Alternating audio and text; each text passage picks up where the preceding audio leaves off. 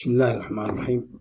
هذا waxaan gelinaa xubintii xubnaha af Soomaaliga ugu dambeysay oo fal fasalku waa kii tobnaad casharkuna waxa weeye casharkii 13aad. waxaan isweydiinaa waa maxay fal? fal waa erey ku jira hawraar oo sheega hawl dhacdo ama xaalad jiritaaneed. si kale haddii loo yidhaahdo waa erey u adeega sidii ka sheeg hawraar. fal waa wadaagaha qaybaha hadalka oo dhan, isaga ayaad moodaa inay wada shaqaynayaan oo ku hareeraysan yihiin. markaa waa ugu muhiimsan marka laga hadlo xubnaha hadalkii af Soomaaliga. qaabka falka hadda ayaynu gelaynaa. qaabkiisa waxa weeye formkiisa. qaab waa samayska fal asal ahaan oo lagu daray ku daro sida qof, amin iyo sarfi ama tabni. markaan eegno haddaba waxa weeyaan samays fal, qof fal, amin fal, sah, sarfi, tabni intaa buu leeyahay. waxaynu haddaba ku ekaanaynaa qaybtan hore ee inta hore meel ku adkaanaa. waxaan dambe saddexdan dambe ma gelayno. saddexdaa hore inbaynu insha allah ku ekaan doonaa oo saddexdan dambe waxay geli doonaan naxwo sare ayay geli doonaan. marka aan ku horeyno samays fal. fal wuxuu ka kooban yahay ama ka samaysan yahay laba qaybood, xidid iyo ku dar. labadaba si fiican baynu u sharxi doonaa. waayo haddaba waxa weeye fal markiisa hore waxa weeye xidid is equal to ama wuxuu la mid yahay xidid lagu daray ku dar. marka aan ku horeyno xidid. xidid waa inta u yar ee fal ahaan noqon karo isaga oo macnihiisii weli qaba oo aan lumin. yani waxa weeye dhigaal ahaan inta ugu yar ayaa la yidhahaa xidid. marka waxa kale oo la odhan karaa waa inta soo hadha marka wax kastoo kale falka oo ka go'i kara laga jaro. xidid waa asalka fal ee macnaha fal xambaarsan.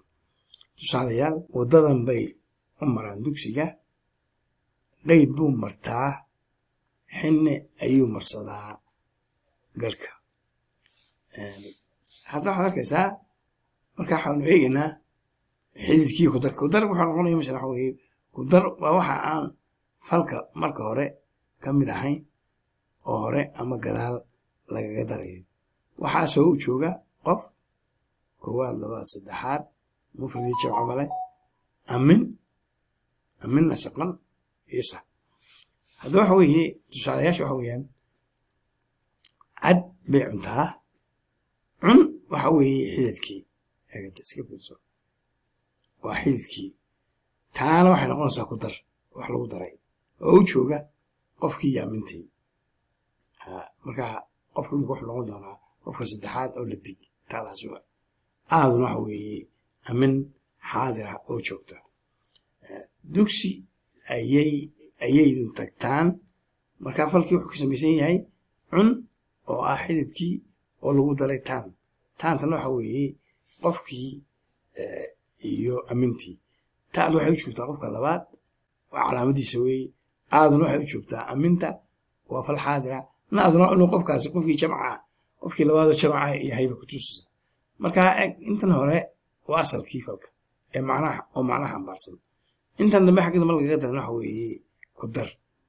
hadda waxaan gelaynaa qofka falka. markii hore waxaanu ka hadlaynay samayskiisa iyo magaranaysaa.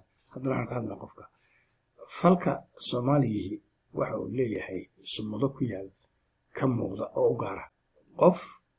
sumadaha waxaa kamid a qofka, sumadaha kudhiga waxaa kamid a qofka, jinsi iyo tiro. mid walba gaarkiisaynu gelaynaa. marka qofka aan ku horeyno. waxaa jira wax la yidhahaa qofof. qofka horta waynanu sheegnaa waxay yihiin. qof waa xubin ka mida ku dar ka falka oo faacilka hawraarta ku dhigo. waa xubin waa sumad uu ku dhigo falka qof waliba sumad buu leeyahay lagu soo soocayo inta aanaynu u jirin qofka fal aynu istusno horta waxa marka hore qof yahay sidoodaba qofof tira ahaan waa saddex qof baa haddaba laba mid ah mufrad ama jamac waana kuwa soo socda saddexda qof ee mufradka ah qofka koowaad ama hadle waa qofka hadlaya aniga qofka labaad ee lala hadlayo ama lala hadle waa adiga qofka saddexaad oo la yidhaaho waa maqane waxa weeyaan isaga ama iyada qofkan saddexaad waa laba waxa weeye maruu lab yahay iyo maruu dhadig yahay kuwa kale lab iyo dhadigtoona ma laha marka qofka koowaad waa qofka hadlaya qofka labaad waa ka lala hadlayo qofka saddexaadna